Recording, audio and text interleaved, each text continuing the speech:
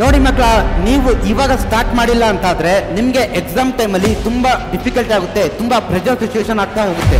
So ಹಾಗಾಗಿ ನೀವು ಇವತ್ತಿಂದಲೇ ನಿಮ್ಮ ಪ್ರಿಪರೇಷನ್ ಅನ್ನ ಸ್ಟಾರ್ಟ್ ಮಾಡ್ತಾ ಹೋಗಿ. ನಾನು ನಿಮಗೆ ತಿಳಿಸ್ತಾ ಹೋಗ್ತೀನಿ ಯಾವ ರೀತಿ ನಿಮ್ಮ ಪ್ರಿಪರೇಷನ್ ಅನ್ನ ತುಂಬಾ ಸುಲಭ ಮಾಡೋದಂತ ತಿಳಿಸ್ತಾ ಹೋಗ್ತೀನಿ. ಸೊ ಮೊದಲನೇದಾಗಿ ನೀವು ರೆಡಿ ಇದ್ದೀರಾ ಅಂತಾದ್ರೆ, ಸೊ ನೀವು ರೆಡಿ ಇದ್ದೀರಲ್ವಾ, ready to become a topper ಆಗ್ಲಿಕ್ಕೆ ನೀವು ರೆಡಿ ಇದ್ದೀರಾ ಅಂತಾದ್ರೆ, ಸೊ ಕಮೆಂಟ್ ಸೆಕ್ಷನ್ ಅಲ್ಲಿ ಐ ಆಮ್ ಟಾಪರ್ ಅಂತ ಈಗಲೇ ಕಮೆಂಟ್ ಸೆಕ್ಷನ್ ಅಲ್ಲಿ ತಿಳಿಸಿ. ಪ್ರತಿಯೊಬ್ಬರು ಕೂಡ ಈಗಲೇ ಕಮೆಂಟ್ ಸೆಕ್ಷನ್ ಅಲ್ಲಿ ತಿಳಿಸ್ಬೇಕು ಐ ಆಮ್ ಟಾಪರ್ ಅಂತ ಈಗಲೇ ಕಮೆಂಟ್ ಸೆಕ್ಷನ್ ಅಲ್ಲಿ ತಿಳಿಸಿ. ಸೊ ನಾನು ನಿಮಗೆ ಯಾವ್ಯಾವ ರೂಲ್ಸ್ಗಳನ್ನ ನೀವು ಫಾಲೋ ಮಾಡಬೇಕು, ಇಂಪ್ಲಿಮೆಂಟ್ ಮಾಡ್ತಾ ಹೋಗ್ಬೇಕು ಡೈಲಿ ಅಂತ ತಿಳಿಸ್ತಾ ಹೋಗ್ತೀನಿ. ಸೊ ಒಂದೊಂದನ್ನೇ ನೋಡ್ತಾ ಹೋಗೋಣ. ಮೊದಲನೇದು ವೇಕಪ್ ಕಾಲ್ ಸ್ಟೂಡೆಂಟ್ಸ್. ನೋಡಿ, ಈ ಸಮಯ ಇದಲ್ವಾ, ಈಗ ಪ್ರೆಸೆಂಟ್ ಟೈಮ್ ಏನು ನೀವು ಈಗ ವಿಡಿಯೋ ನೋಡ್ತಾ ಇದ್ದೀರಾ, ಇದು ನಿಮಗೆ ಒಂದು ಎಚ್ಚರಿಕೆ ಗಂಟೆ ಆಗಿದೆ. ಯಾಕೆಪ್ಪ ಅಂತಂದ್ರೆ ಪ್ರತಿ ವರ್ಷ ಸ್ಟೂಡೆಂಟ್ಸ್ಗೆ ಒಂದು ರಿಗ್ರೆಟ್ ಇರುತ್ತೆ. ಏನು, ಅಯ್ಯೋ ನಾನು ಬೇಗ ಸ್ಟಾರ್ಟ್ ಮಾಡಬೇಕಿತ್ತು ಸ್ಟಡಿ ಮಾಡಲಿಕ್ಕೆ, ನಾನು ತುಂಬ ಕ್ವಿಕ್ ತುಂಬ ಮುಂಚೆನೇ ಸ್ಟಾರ್ಟ್ ಮಾಡಬೇಕಿತ್ತು ಅನ್ನೋ ಒಂದು ಫೀಲಿಂಗ್ ಇರುತ್ತಲ್ವಾ. ಸೊ ನೀವು ಅಲ್ಲಿ ಬರಬಾರ್ದಲ್ವಾ, ನಿಮಗೆ ಆ ರಿಗ್ರೆಟ್ ಫೀಲಿಂಗ್ ಬರಬಾರ್ದು ಅಂತ ಆದರೆ ನೀವು ಈಗಲೇ ಸ್ಟಾರ್ಟ್ ಮಾಡಬೇಕು. ಮತ್ತೆ ಈ ಟೈಮ್ ಇದೆಯಲ್ಲ, ಇದು ದಿ ಬೆಸ್ಟ್ ಟೈಮ್ ಸ್ಟಾರ್ಟ್ ಮಾಡಲಿಕ್ಕೆ. ಸೊ ನೀವು ಹಿಂದೆ ಹೇಗಾದರೂ ಇರಲಿ, ಸೊ ಓಕೆ, ನೀವು ಇವತ್ತಿಂದ ಏನಾದರೂ ಸರಿಯಾಗಿ ಪ್ಲಾನ್ ಮಾಡ್ಕೊಂಡು ಸ್ಟಾರ್ಟ್ ಮಾಡ್ತಾ ಹೋದರೆ ನಿಮ್ಮ ಪ್ರಿಪರೇಷನನ್ನು, ಸೊ ಇಲ್ಲಿಂದ ನೀವೇನಾಗ್ಬೋದು, ಆರಾಮಾಗಿ ನೀವು ಟಾಪರ್ ಆಗ್ಬೋದು. ಸೊ ನನ್ನ ಮಾತನ್ನ ನೀವು ನಂಬಿ, ನಾನು ಕೊಡ್ತಕ್ಕಂಥ ಪ್ರತಿ ಏನು ಟಿಪ್ಸ್ ಇದೆಯಲ್ಲ ಅದನ್ನ ನೀವು ಫಾಲೋ ಮಾಡ್ತಾ ಹೋದರೆ ನೀವೆಲ್ಲರೂ ಕೂಡ ಟಾಪರ್ ಆಗೇ ಆಗ್ತೀರಾ. ಇದು ನಿಮಗೆ ಕ್ಲಿಯರ್ ಆಗಿ ಗೊತ್ತಿರಲಿ. ಸೊ ನಂತರ ಸೆಕೆಂಡ್ ಪಾಯಿಂಟ್ ಏನಿದೆ, why come back matters. Come back ಏನಕ್ಕೆ ಮಾಡಬೇಕು ಸರ್? ನಿಮ್ಗೆಲ್ರಿಗೂ ಒಂದು ಡ್ರೀಮ್ ಇದೆ ಅಲ್ವಾ, ಕ್ಲಾಸಲ್ಲಿ ನೀವೇ ಹೇಳ್ತಾ ಇರ್ತೀರಲ್ವಾ, ಸರ್ ನಾನು ಆ ರೀತಿ ಡ್ರೀಮ್ ಇದೆ, ನನಗೆ ಇನ್ನೊಂದೇನೋ ಡ್ರೀಮ್ ಇದೆ, ಸೊ ನಾನು ದೊಡ್ಡವನಾದ್ಮೇಲೆ ಅದಾಗಬೇಕು ಇದಾಗಬೇಕಂತ ಹೇಳ್ತಾ ಇರ್ತೀರಲ್ವಾ.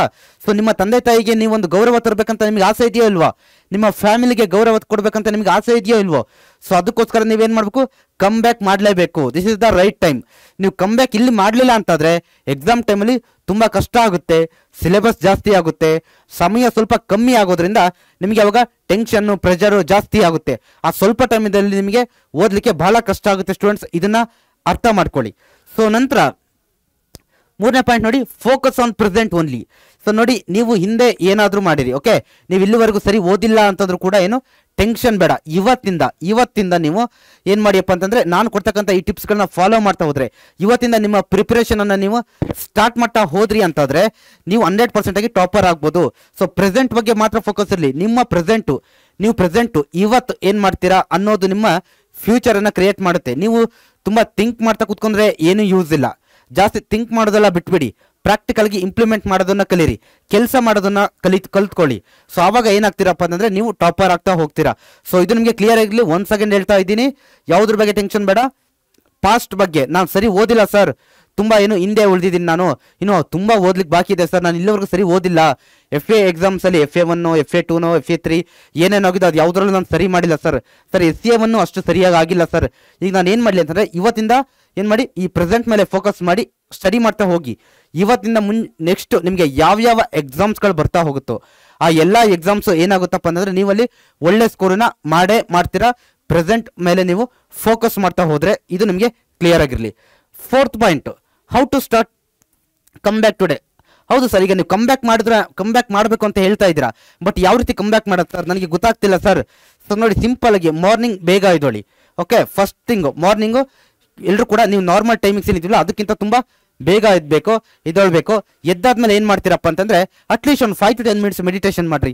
ಒಂದು 5 to 10 minutes ಮೆಡಿಟೇಷನ್ನ ಕಂಪಲ್ಸರಿ ಎವ್ರಿ ಡೇ ಮಾಡ್ಬೇಕು ನೀವು. ಸೊ ನಿಮಗೆ ಮೆಡಿಟೇಷನ್ ಮಾಡಾದ್ಮೇಲೆ ಏನಾಗುತ್ತೆ, ಒಂದು ಮೈಂಡ್ ಫ್ರೆಶ್ ಅನ್ನೋ ಫೀಲಿಂಗ್ ನಿಮಗೆ ಬರ್ತಾ ಹೋಗುತ್ತೆ. ಅದಾದ ನಂತರ ಏನು ಮಾಡ್ತೀರಾ, ವಾಕ್ ಮಾಡಿ, ಒಂದು ಸ್ವಲ್ಪ ಟೈಮ್ ವಾಕ್ ಮಾಡಿ.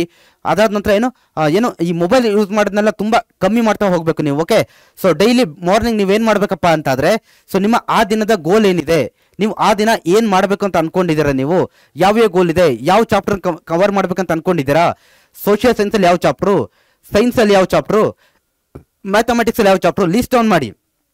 ಪ್ರತಿಯೊಂದನ್ನು ಕಂಪ್ಲೀಟ್ ಆದಮೇಲೆ ಅದ್ರ ಎದುರುಗಡೆ ಆಪೋಸಿಟಲ್ಲಿ ನೀವು ಟಿಕ್ ಮಾಡ್ತಾ ಹೋಗಬೇಕು, ಇದು ಡನ್ ಆಗಿದೆ, ಇದನ್ನು ನಾನು ಮಾಡಿದ್ದೀನಿ ಅಂತ ಹೇಳ್ಬಿಟ್ಟು ನೀವು ಮಾಡ್ತಾ ಹೋದರೆ, ಸೊ ಈ ರೀತಿ ನೀವು ಪ್ಲಾನ್ ಮಾಡ್ಕೊಂಡ್ಲೇಬೇಕು. ಓಕೆ, ಡೈಲಿ ಟಾರ್ಗೆಟ್ಸ್ ಅನ್ನು ಮಾಡ್ಕೊಳ್ಳಿ. ಆ ದಿನಕ್ಕೆ ಹೇಳಿದ್ನಲ್ವಾ 3ನೇ ಪಾಯಿಂಟಲ್ಲಿ ಫೋಕಸ್ ಆನ್ ಪ್ರೆಸೆಂಟ್ ಓನ್ಲಿ ಅಂತ, ಆ ದಿನದ್ದು ಮಾತ್ರ ಫೋಕಸ್ ಮಾಡ್ತಾ ಹೋಗಿ. ಇವತ್ತು ಈ ದಿನ ನಾನು ಏನು ಓದಬೇಕು ಅದು ಮಾತ್ರ, ನಾಳೆಗೆ, ಇವತ್ತಿಗೆ, ಈ ರೀತಿ ನೀವು ಪ್ಲಾನನ್ನು ಮಾಡ್ತಾ ಹೋದರೆ ಏನಾಗುತ್ತಪ್ಪ ಅಂದರೆ ಎವ್ರಿ ಡೇ ಪ್ಲಾನ್ ಮಾಡ್ತಾ ಹೋದರೆ ನೀವು ಗ್ರೇಟೆಸ್ಟ್ ಕಮ್ ಬ್ಯಾಕನ್ನು ಮಾಡ್ತಾ ಹೋಗ್ಬೋದು. ಇದು ನಿಮಗೆ ಕ್ಲಿಯರ್ ಆಗಿರಲಿ. ಸೊ ನಂತರ ಏನು ಮಾಡ್ಬೋದು, ಸೊ ನೋಡಿ, what happens if you delay. Suppose ಈಗ ನಾನು ಇಷ್ಟಲ್ಲಿ ನೀವು ಇನ್ನೂ ಕೂಡ ನಾನು ಸ್ಟಾರ್ಟ್ ಮಾಡಲ್ಲ ಸರ್ ಅಂತಾದರೆ, ಓಕೆ ಸರ್ ನಾನು ಇನ್ನೂ ಇಲ್ಲ, ನಾನು ಡಿಸೆಂಬರ್ ಬರಲಿ ಸರ್, ಜನವರಿ ಬರಲಿ ಸರ್, ಏನಾಗುತ್ತೆ ಹೇಳಿ, ಜನವರಿಯಿಂದ ಸ್ಟಾರ್ಟ್ ಮಾಡ್ತಾ ಹೋದರೆ ನಿಮಗೆ ಸಿಲೆಬಸ್ ತುಂಬ ಹೆವಿ ಆಗುತ್ತೆ, ಇದು ನಿಮಗೆ ಕ್ಲಿಯರ್ ಆಗುತ್ತಿರಲಿ. ಓಕೆ, ಸೋಷಿಯಲ್ ಸೈನ್ಸಲ್ಲಿ ನಿಮಗೆ 33 ಚಾಪ್ಟರ್ಸ್ ಇದೆ ಅಲ್ವಾ, ಇನ್ನು ಎಲ್ಲ ಸಬ್ಜೆಕ್ಟ್ ಅಂದರೆ ಇನ್ನೂ ತುಂಬ ಜಾಸ್ತಿ ಆಗುತ್ತೆ, ಸಮಯ ಏನಾಗುತ್ತೆ, ಟೈಮು ತುಂಬ ಶಾರ್ಟ್ ಆಗುತ್ತೆ, ಸಿಲೆಬಸ್ ತುಂಬ ಜಾಸ್ತಿ ಆಗ್ತಾ ಹೋಗುತ್ತೆ. ಆವಾಗ ಏನಾಗುತ್ತೆ, ಆವಾಗ ನಿಮಗೆ ಸ್ಟಡಿ ಮಾಡಲಿಕ್ಕೆ ಆಗೋದಿಲ್ಲ. ಸ್ಟಡಿ ಮಾಡಿದ್ರು ಕೂಡ ಅವಾಗ ಹೇಗಾಗುತ್ತಪ್ಪ ಅಂತಂದರೆ ನೀವು ಓದಿದ್ದು ನಿಮ್ಮ ತಲೆಯಲ್ಲಿ ಉಳಿಯೋದಿಲ್ಲ. ಬೆಳಿಗ್ಗೆ ಓದ್ತೀರಾ, ಮಧ್ಯಾಹ್ನ ನೋಡಿದ್ರೆ ನಾನು ಏನು ಓದಿದೆ ಅನ್ನೋದೇ ನೆನಪಿರೋದಿಲ್ಲ. ಓಕೆ, ಸೊ ಅದಾದಮೇಲೆ ನಿಮಗೆ ಯಾವಾಗ ಏನು ಟೆನ್ಷನ್ನು ಪ್ರೆಷರ್ ಜಾಸ್ತಿ ಆಗುತ್ತೋ ಅದು ಮತ್ತೆ ಬೇರೆ ಬೇರೆ ರೀತಿಯಂಥ ಏನು ಪರಿಣಾಮಗಳನ್ನ ನಿಮ್ಮ ಲೈಫ್ ಮೇಲೆ ಬೀರೋದ್ರಿಂದ ಸೊ ಅದು ಯಾವುದು ನಿಮಗೆ ಆಗಬಾರ್ದು ಅಲ್ವಾ.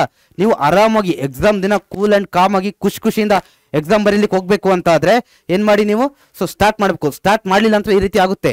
ಎಲ್ಲರೂ ಕ್ಲಾಸಲ್ಲಿ ಕೇಳ್ತಾ ಇರ್ತೀರಲ್ವ ನಿಮಗೂ, ಸೊ ಏನು ಮಾಡೋದು ಸರ್, ತುಂಬ ಕಷ್ಟ ಆಗುತ್ತೆ ಸರ್, ಎಕ್ಸಾಮ್ ಸುಲಭ ಇದೆಯಾ ಕಷ್ಟ ಇರುತ್ತೆ ಸರ್ ಅಂತ. ನಿಮ್ಮ ಪ್ರಿಪ್ರೇಷನ್ ಮೇಲೆ ಡಿಪೆಂಡ್ ಆಗಿರುತ್ತೆ ಕಣ್ರಪ್ಪ. ನೀವು ಯಾವ ರೀತಿ ಪ್ರಿಪೇರ್ ಆಗ್ತೀರಾ, ಎಷ್ಟು ಬೇಗ ಸ್ಟಾರ್ಟ್ ಮಾಡ್ತೀರಾ, ಯಾವ ರೀತಿ ಪ್ಲಾನ್ ಹಾಕೊಂಡು ಸ್ಟಾರ್ಟ್ ಮಾಡ್ತೀರಾ ಅನ್ನೋದ್ರ ಮೇಲೆ ನಿಮ್ಮ ಎಕ್ಸಾಮ್ ಸುಲಭನೋ ಕಷ್ಟ ಇರುತ್ತೆ ಅನ್ನೋದು ಡಿಪೆಂಡ್ ಆಗಿರುತ್ತೆ. ಸೊ ಇದು ನಿಮಗೆ ಕ್ಲಿಯರ್ ಆಗಿ ಗೊತ್ತಿರಲಿ. ಸೊ ನಂತರ ನೋಡಿ, solve PYQs and model papers. ಪ್ರತಿ ಸಬ್ಜೆಕ್ಟ್ ರಿಲೇಟೆಡ್ ಕೂಡ ಪ್ರೀವಿಯಸ್ ಇಯರ್ ಕ್ವಶನ್ ಪೇಪರ್ಸ್ ಮತ್ತು ಮಾಡಲ್ ಪೇಪರ್ಸನ್ನು ನೀವು ಸಾಲ್ವ್ ಮಾಡ್ತಾ ಹೋಗಬೇಕು. ಇದು ನಿಮಗೆ ಕ್ಲಿಯರ್ ಆಗಿರಲಿ.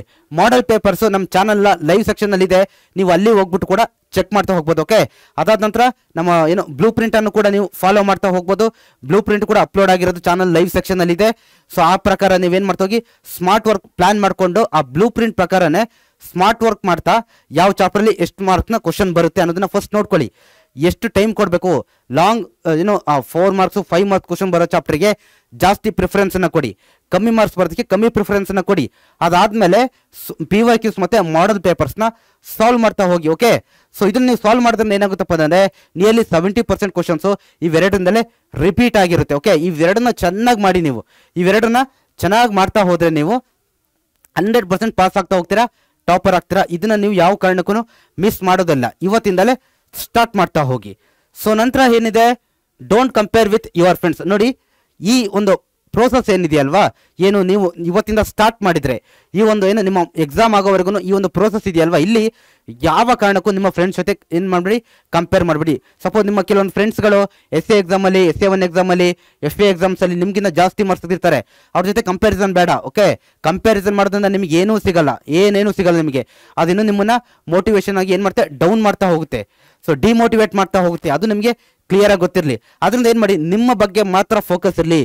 ನಿಮ್ಮ ಎಕ್ಸಾಮ್ ಬರೆಯೋದು ನೀವು ಒಬ್ಬರೇನೆ, ನೀವು ಯಾವ ರೀತಿ ಪ್ರಿಪೇರ್ ಆಗಿದ್ದೀರಾ, ಏನು ಓದಿದ್ದೀರಾ ಅನ್ನೋದ್ರ ಡಿಪೆಂಡ್ ಆಗಿ ನೀವು ಮಾತ್ರ ಎಕ್ಸಾಮ್ ಬರೀಲಿಕ್ಕೆ ಹೋಗೋದು. ನಿಮ್ಮ ಎಕ್ಸಾಮ್ ನೀವೇ ಬರೆಯೋದು, ನಿಮ್ಮ ಫ್ರೆಂಡ್ಸ್ ಯಾರು ಬರೋದಿಲ್ಲ, ಅವರು ಅವ್ರ ಎಕ್ಸಾಮ್ನ ಬರೀತಾರೆ, ನಿಮ್ಮ ಎಕ್ಸಾಮ್ನ ನೀವು ಬರೀತೀರಾ. ಹಾಗಾಗಿ ಯಾರ ಜೊತೆ ಕಂಪ್ಯಾರಿಸನ್ ಬೇಡ. ಕಂಪ್ಯಾರಿಸನ್ ಅಂತಂದರೆ ನಿಮ್ಮ ಬಗ್ಗೆ ಮಾತ್ರ ಇರಲಿ. ನೀವು ಪಾಸ್ಟಲ್ಲಿ ಏನಿದ್ದೀರಲ್ವಾ, ಹಿಂದೆ ನಾನು ಯಾವ ರೀತಿ ಇದ್ದೆ, ಈಗ ಯಾವ ರೀತಿ ಇದ್ದೀನಿ, ಮುಂದೆ ಯಾವ ರೀತಿ ಆಗಬೇಕು ಅನ್ನೋ ಗೋಲ್ ಇದೆಯಲ್ಲ ನಿಮಗೆ ಆ ಪ್ರಿಪ್ರೇಷನ್ ವಿಚಾರದಲ್ಲಿ, ಆ ರಿಲೇಟೆಡ್ ನಿಮ್ಮನ್ನ ನೀವು ಬೇಕಾದ್ರೆ ಕಂಪ್ಯಾರಿಸನ್ ಮಾಡ್ಕೊಳ್ಳಿ. ಆದರೆ ಬೇರೆಯವ್ರ ಜೊತೆ ಯಾವ ಕಾರಣಕ್ಕೂ ನೀವು ಕಂಪ್ಯಾರಿಸನ್ ಮಾಡ್ಲಿಕ್ಕೆ ಹೋಗಲೇಬೇಡಿ. ಇದು ನಿಮಗೆ ಕ್ಲಿಯರ್ ಆಗುತ್ತಿರಲಿ. Start practising answer writing. ನೋಡಿ, ವೆರಿ ಇಂಪಾರ್ಟೆಂಟು. ಸೊ ನೋಡಿ ಸ್ಟೂಡೆಂಟ್ಸ್, ಅಲ್ಟಿಮೇಟ್ ಆಗಿ ಎಕ್ಸಾಮಲ್ಲಿ ಏನು ಮ್ಯಾಟ್ರ್ ಆಗುತ್ತಪ್ಪ ಅಂತಂದರೆ, ನೀವು ಯಾವ ಬುಕ್ ಓದಿದ್ದೀರಾ, ಎಲ್ಲಿಂದ ಕ್ಲಾಸ್ ಕೇಳಿದ್ದೀರಾ, ಏನು ಓದಿದ್ದೀರಾ, ಎಷ್ಟು ಅವರ್ ಓದಿದ್ದೀರಾ ದಿನಕ್ಕೆ, ಇದು ಯಾವುದು ಮ್ಯಾಟ್ರ್ ಆಗಲ್ಲ. ಅಲ್ಟಿಮೇಟಾಗಿ ಏನು ವಿಷಯ ಬರೋದಪ್ಪ ಅಂದರೆ, ಆ ಎಕ್ಸಾಮ್ ಟೈಮಲ್ಲಿ ನೀವು ಆನ್ಸರ್ನ ಹೆಂಗೆ ಬರ್ದಿದ್ದೀರಾ, ಆನ್ಸರ್ನ ಎಷ್ಟು ಚೆನ್ನಾಗಿ ಬರ್ದಿದ್ದೀರಾ ಅನ್ನೋದ್ರ ಮೇಲೆ ಏನು ಮಾಡ್ತಾರೆ, ಆ ವ್ಯಾಲ್ಯೂಯೇಟರ್, ನಿಮ್ಮ ಎಕ್ಸಾಮ್ ವ್ಯಾಲ್ಯೂಯೇಟರ್ ನಿಮಗೆ ಮಾರ್ಕ್ಸ್ ಕೊಡ್ತಾ ಹೋಗ್ತಾರಲ್ವಾ. ಸೊ ನೀವು ಎಷ್ಟೇ ಒಳ್ಳೆ ಬುಕ್ಸ್ ಓದಿರಿ, ನೀವಲ್ಲಿ ಎಕ್ಸಾಮ್ ಸರಿ ಬರೀಲಿಲ್ಲ ಅಂತಾದರೆ, ನೀವೇನಾದರೂ ಆ 3 ಅವರ್ ಎಕ್ಸಾಮ್ ಡ್ಯೂರೇಷನ್ ಇರುತ್ತಲ್ವಾ, ಆ ಟೈಮಲ್ಲಿ ನೀವೇನಾದರೂ ಕನ್ಫ್ಯೂಷನ್ ಆಗಿ, ಭಯ ಆಗಿ, ನಿಮಗೆ ಗೊತ್ತಿರೋ ಆನ್ಸರು ಮರ್ತೋಗಿ ನೀವೇನಾದರೂ ಕನ್ಫ್ಯೂಷನ್ ಆದರೆ ಅಂದ್ಕೊಳ್ಳಿ, ಅವಾಗ ಏನಾಗುತ್ತೆ ಹೇಳಿ, ನೀವು ಇಷ್ಟು 1 ವರ್ಷ ಓದಿದ್ದೆಲ್ಲ ವೇಸ್ಟ್ ಆಗಿಬಿಡುತ್ತೆ. ಸೊ ಅದಕ್ಕೆ ಏನು ಮಾಡಿ, ಆ ಕನ್ಫ್ಯೂಷನ್ ಬರಬಾರ್ದಲ್ವ ನಿಮಗೆ, ಆ ಕಾನ್ಫಿಡೆನ್ಸ್, ಕ್ಲಾರಿಟಿ ಆನ್ಸರ್ ರೈಟಿಂಗಲ್ಲಿ ಇರಬೇಕಂದ್ರೆ ಇವತ್ತಿಂದಲೇ ಸ್ಟಾರ್ಟ್ ಮಾಡಿ. Start from 1 mark questions. So ಯಾವ ರೀತಿ ಆನ್ಸರ್ ಬರೀಬೇಕನ್ನೋದು ಗೊತ್ತಿದೆ ಅಲ್ವಾ. ಸೋಷಿಯಲ್ ಸೈನ್ಸ್ ಅಂತೂ ಪಾಯಿಂಟ್ ವೈಸ್ ಆನ್ಸರ್ನ ಬರೀಬೇಕು, ಮಸ್ಟ್ ಅಂಡ್ ಶುಡ್.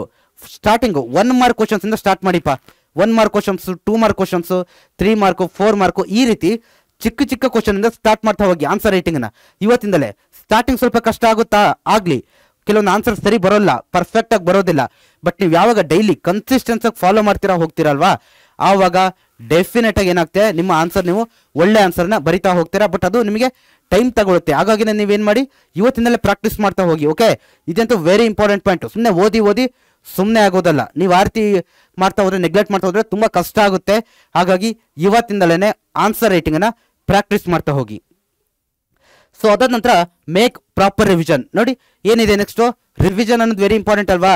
ನಿಮಗೆ ಕೆಲವೊಂದು ವಿಚಾರಗಳು ತುಂಬ ಸುಲಭ ಆಗಿರ್ತಕ್ಕಂಥ ವಿಚಾರಗಳು ಕೆಲವೊಮ್ಮೆ ಒಂದೇ ಸತಿ ನೆನ್ಪುಳಿತವೆ ತಲೆಗೆ ನೀವು ಓದಿದ ತಕ್ಷಣ. ಬಟ್ ಎಲ್ಲ ವಿಚಾರಗಳು ಆ ರೀತಿ ಆಗುತ್ತಾ? ಆಗೋದಿಲ್ಲ. ರಿವಿಷನ್ ಅನ್ನೋದು ಒಂದೇ ವಿಷಯನ, ಒಂದೇ ಚಾಪ್ಟರ್ನ ಪದೇ ಪದೇ ರಿವೈಸ್ ವೀಕ್ಲಿ ಬೇಸಿಸಲ್ಲಿ 15 ದಿನಕ್ಕೊಂದ್ಸತಿ, 20 ಡೇಸ್ಗೊಂದ್ಸತಿ, ಮಂತ್ಲಿ 2-3 ಸರಿ ಏನು ಮಾಡಬೇಕು? ರಿವಿಷನ್ ಮಾಡಬೇಕು. ಒಂದು ಪರ್ಫೆಕ್ಟ್ ಆಗಿರ್ತಕ್ಕಂಥ ಪ್ಲಾನನ್ನು ಹಾಕೊಂಡು ಆ ರಿವಿಷನಲ್ಲಿ ನೀವು ನಿಮ್ಮ ಟೆಕ್ಸ್ಟ್ ಬುಕ್ಕಲ್ಲಿ ಇರೋದು, PYQs ಅಲ್ಲಿ ಇರೋದು, ಮಾಡೆಲ್ ಪೇಪರ್ಸ್ ಇರೋದು, ಅದೆಲ್ಲದನ್ನು ಸೇರಿಸಿ ರಿವೈಸ್ ಮಾಡ್ತಾ ಹೋಗಿ. ಯಾವಾಗ ನೀವು ಪರ್ಫೆಕ್ಟಾಗಿ ರಿವೈಸ್ ಮಾಡ್ತಿರಲ್ವಾ, ಆವಾಗ ಮಾತ್ರ ಏನಾಗ್ತೀರಪ್ಪ ಅಂತಂದರೆ ನಿಮಗೆ ಅದು ನೀವು ಓದಿರ್ತಕ್ಕಂಥ ವಿಚಾರಗಳು ತಲೆಯಲ್ಲಿ ಉಳಿಯುತ್ತೆ. ಕ್ಲಾಸಲ್ಲಿ ಕೇಳ್ತಾ ಇರ್ತೀರಲ್ವ, ಸರ್ ಯಾವ ರೀತಿ ನೆನ್ಪಿಟ್ಕೊಳ್ಳೋದು ಸರ್, ಓದಿದ ನೆನಪೇ ಇರಲ್ಲ. ಅದರಲ್ಲಿ ಫಸ್ಟ್ ಕೀ ಮೆಥಡ್ ಏನಂದರೆ ರಿವಿಷನ್ ರಿವಿಷನ್ ರಿವಿಷನ್ ರಿವಿಷನ್ ಮಾಡಲೇಬೇಕು. ಅದಿಲ್ಲದೆ ನಿಮಗೆ ಬೇರೆ ಯಾವುದೇ ರೀತಿ ಆಗಿರ್ತಕ್ಕಂಥ ಏನೋ ಮೆಥಡ್ ಇಲ್ಲ. ಹಾಗಾಗಿ ಒಂದು ಸರಿಯಾದ ಪ್ಲ್ಯಾನ್ ಹಾಕೊಂಡು ರಿವಿಷನನ್ನು ಇವತ್ತೇ ಸ್ಟಾರ್ಟ್ ಮಾಡ್ತಾ ಹೋಗಿ. ಇದು ನಿಮಗೆ ಕ್ಲಿಯರ್ ಆಗಿರಲಿ.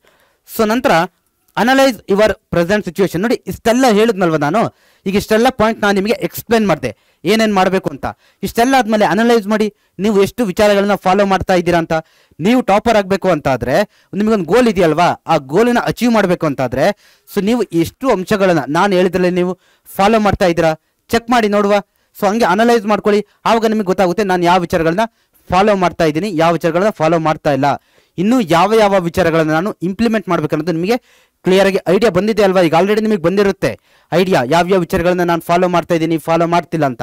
ಸೊ ಅದನ್ನು ಏನು ಮಾಡಿ, ನೀವು ಇವತ್ತಿಂದಲೇ ಆ ಸಿಚುವೇಶನನ್ನು, ಪ್ರೆಸೆಂಟ್ ಸಿಚುವೇಶನು, ನಾನು ಇನ್ನು ಯಾವ ಸಬ್ಜೆಕ್ಟಲ್ಲಿ ಎಷ್ಟೆಷ್ಟು ಓದಿದ್ದೀನಿ, ಸೈನ್ಸಲ್ಲಿ ಎಷ್ಟು ಓದಿದ್ದೀನಿ, ಮ್ಯಾಥ್ಸಲ್ಲಿ ಎಷ್ಟು ಓದಿದ್ದೀನಿ, ಸೋಷಿಯಲ್ ಸೈನ್ಸ್ ಎಷ್ಟು ಓದಿದ್ದೀನಿ, ಇನ್ನು ಎಷ್ಟು ಪೆಂಡಿಂಗ್ ಇದೆ, ಓಕೆ, ಇದನ್ನೆಲ್ಲ ಪ್ಲಾನ್ ಮಾಡ್ಕೊಂಡು ಹೋಗಿ. ನಿಮ್ಮ ಪ್ರೆಸೆಂಟ್ ಸಿಚುವೇಶನನ್ನು ಅನಲೈಸ್ ಮಾಡಿಕೊಂಡು ಪರ್ಫೆಕ್ಟ್ ಪ್ಲಾನ್ ಮಾಡ್ತಾ ಹೋಗ್ರಪ್ಪ. ಸೊ ಈ ರೀತಿ ನೀವು ಮಾಡಿದ್ದೇ ಆದರೆ ಏನಾಗುತ್ತೆ ಅಂತಂದರೆ ನೀವು ಡೆಫಿನೆಟ್ಲಿ 100% ನಿಮ್ಮ ಸ್ಟೇಟ್ ಟಾಪರ್ ಆಗ್ತಕ್ಕಂಥದ್ದು, ನಿಮ್ಮ ಡಿಸ್ಟ್ರಿಕ್ಟ್ ಟಾಪರು, ತಾಲೂಕು ಟಾಪರ್ ಆಗ್ಬೇಕು. ಅದು ಏನು ನಿಮ್ಮ ಗುರಿ ಇದೆಯಲ್ವಾ, ಅದು ನೀವು ಆಗೇ ಆಗ್ತೀರಾ. ಬಟ್ ಕ್ಲಿಯರಾಗಿ ಗೊತ್ತಿರಲಿ, ನೀವೇನು ಮಾಡಬೇಕಪ್ಪ ಅಂತಾದರೆ ಎಲ್ಲ ವಿಷಯಗಳನ್ನ ಏನು ಮಾಡಬೇಕು, ಪ್ರಾಕ್ಟೀಸ್ ಮಾಡಬೇಕು. ಓಕೆ, ಲಾಸ್ಟಲ್ಲಿ ಕೊಟ್ಟಿದ್ದೀನಿ ನೋಡಿ, implementation of plan is very important. ಈ ವಿಡಿಯೋನ ನೀವು ಸುಮ್ಮನೆ ನೋಡಿ ಕೇಳೋದಲ್ಲ. ಓಕೆ, ಸುಮ್ಮನೆ ವಿಡಿಯೋ ನಾನು ನೋಡಿದೆ, ನಾನು ಕೇಳಿದೆ ಅನ್ನೋಂಗೆ ಆಗಬಾರ್ದು. ಇಂಪ್ಲಿಮೆಂಟೇಷನ್ ಮಾಡಬೇಕು. ಇಂಪ್ಲಿಮೆಂಟೇಷನ್ ಅಂತಂದ್ರೆ ಏನು ಹೇಳಿ, ಪ್ರತಿದಿನ ಅದನ್ನು ಪ್ರಾಕ್ಟೀಸ್ ಮಾಡಬೇಕು. ಇಲ್ಲಿ ಏನೇನು ವಿಚಾರಗಳನ್ನ ಹೇಳಿದ್ದೀನೋ ಈ ಸ್ಟಡೀಸಲ್ಲಿ ಅಂತಲ್ಲ, ನೀವು ಯಾವುದೇ ವಿಚಾರ ತಗೊಳ್ಳಿ, ನಿಮ್ಮ ಲೈಫಲ್ಲಿ ಅದನ್ನು ಅಡಾಪ್ಟ್ ಮಾಡ್ಕೋಬೇಕು ಅಂತಂದರೆ ನೀವು ಅದನ್ನು ಡೈಲಿ ಇಂಪ್ಲಿಮೆಂಟ್ ಮಾಡ್ತಾ ಹೋಗಬೇಕಾಗುತ್ತೆ ಸ್ಟೂಡೆಂಟ್ಸ್. ನೀವು ಇಂಪ್ಲಿಮೆಂಟ್ ಮಾಡಲಿಲ್ವಾ, ಜಸ್ಟ್ ಕೇಳಿದ್ರಾ, ವಿಡಿಯೋ ನೋಡಿ ಹಂಗೆ ಬಿಟ್ರಾ, ಏನೇನು ಯೂಸ್ ಇಲ್ಲ ಅದು. ಸೊ ಹಾಗಾಗಿ ಇವತ್ತಿಂದಲೇ ಏನು ಮಾಡ್ತಾ ಹೋಗಿ, ಇಂಪ್ಲಿಮೆಂಟೇಷನನ್ನು ಮಾಡ್ತಾ ಹೋಗಿ. ಈ ಎಲ್ಲ ವಿಚಾರಗಳನ್ನ ಡೆಫಿನೆಟ್ಲಿ ನೀವು ನಿಮ್ಮ ತಾಲೂಕು ಟಾಪರ್ ಆಗೇ ಆಗ್ತೀರಾ, ನಿಮ್ಮ ಡಿಸ್ಟ್ರಿಕ್ಟ್ ಟಾಪರು ಅಥವಾ ಸ್ಟೇಟ್ ಟಾಪರ್, ನಿಮ್ಮ ಗೋಲ್ ಏನಿದೆಯಲ್ವಾ ಅದು ಆಗೇ ಆಗ್ತೀರಾ. ಸೊ ಇದು ನಿಮಗೆ ಕ್ಲಿಯರ್ ಆಗಿರಲಿ. Thank you students.